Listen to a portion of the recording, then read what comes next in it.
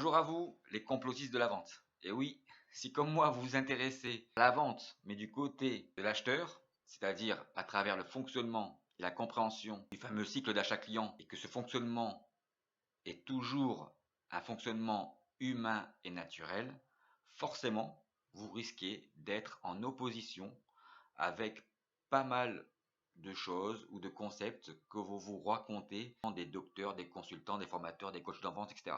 Donc parce qu'en fait, vous aurez une vision qui ne sera pas du tout la même dans la compréhension et la logique commerciale et même dans les approches ou les différentes techniques de vente. Alors pourquoi je vous dis cela? Parce que je devais réaliser une vidéo pour vous expliquer ce qu'il se passe dans la phase d'un closing. Si malheureusement, et comme l'a fait également donc le meilleur conférencier français de motivation commerciale, vous vous trompez dans la compréhension des 4 éléments dans un cycle de vente et de leur fonctionnement entre l'élément du prix et l'élément du risque, et que vous avez bien identifié et compris le fonctionnement logique entre la courbe du besoin et la courbe de la solution.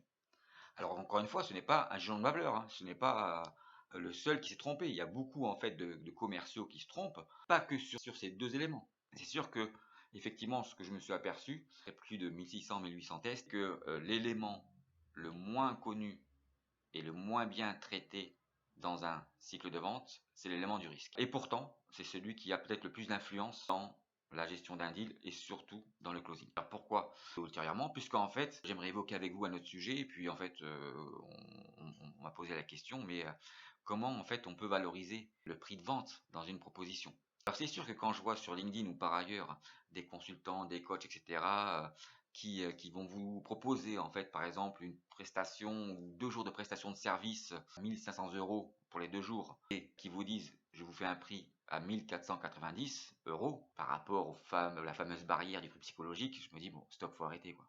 Arrêtez avec ces pratiques-là. Pour moi, c'est vous dévaloriser votre travail, vous dévalorisez votre prestation commerciale et en plus vous prenez vos prospects et vos clients ou futurs clients pour des idiots. Personnellement, ça me choque maintenant de voir encore ce genre de pratique, comme si je vous disais, voilà, je vais vous vendre 2 pantalons au prix de la paire. C'est idiot, c'est débile.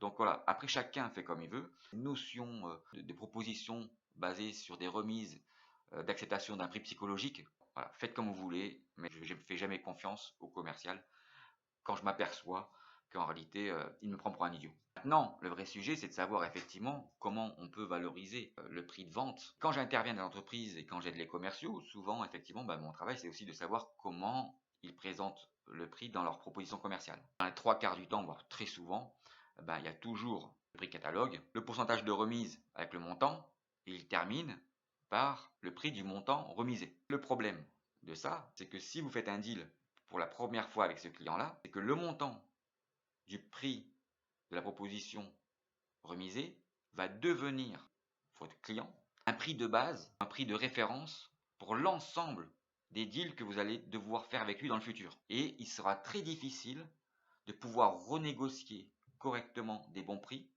puisqu'en fait le prix que vous lui accordez sera pour lui le prix de référence. Donc ça c'est un point important à comprendre. Et en fait donc comment on peut valoriser le prix de vente?